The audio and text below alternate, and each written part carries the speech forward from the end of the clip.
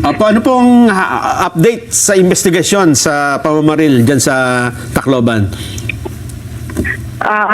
So may progress po dito tayo ngayon. As of today is nag-undergo na po ng mga series of examinations itong mga bata natin, as well as yung mga firearm po na ginamit. So nag-undergo po sila ng paraffin casting, which is lumalabas po sa result na right hand po ang ginamit ng dalawang bata. And it is positive po for the presence of gunpowder nitrate, both of the suspect natin. And then yung mga firearms din po is the positive po for presence ng gunpowder nitrate. Sino po ba hindi sila tumakas pagkatapos ng pamamaril? Kusa silang sumuko o paano sila nakuha?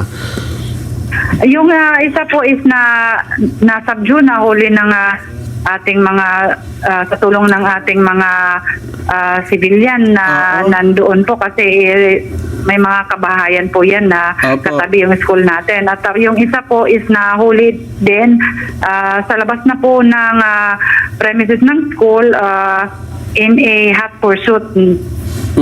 Pero sa mga naunang balita ay may nagsasabi sila ay biktima ng bullying, may nagsasabing kung ano-ano. Ano ba talagang sabi nila? Bakit sila namaril, Lieutenant? Yan po ay ayon po sa investigasyon na sinasabi ng ating mga suspects. Tinitingnan din natin po ang iba pang anggulo kasi marami nga pong lumalabas, maraming observations na nakikita based on mga posts na ginawa ng mga bata. So, we are digging deeper po into sa other reasons kung bakit nagawa ng dalawang ito ang pangyayaring yon. Pero silang sa sarili, wala silang sinabi na kung bakit nila ginawa yon. Yes po. Yung bullying lang po yung pinapalabas.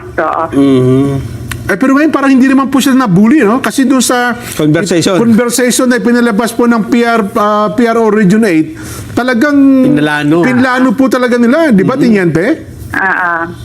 Yes po.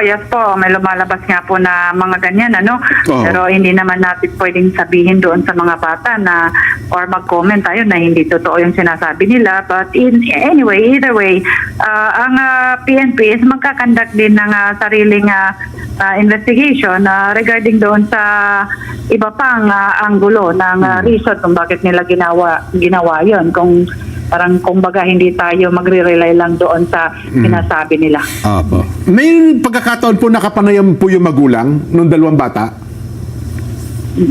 Sa ngayon po is hindi po pa tayo nakakaroon ng chance po na makausap yung mga magulang na bata.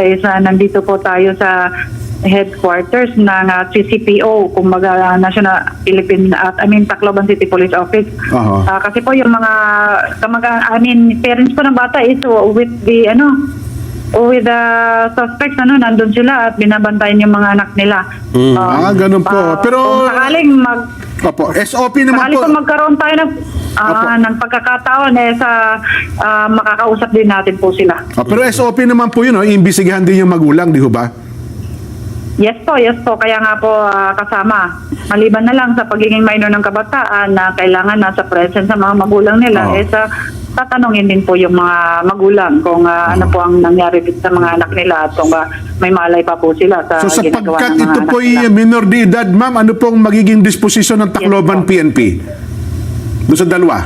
For now, tinurn over natin ito sa DSWD kasi kasama talaga sa batas natin na pag minor is ma-take cognizance po ang ating DSWD.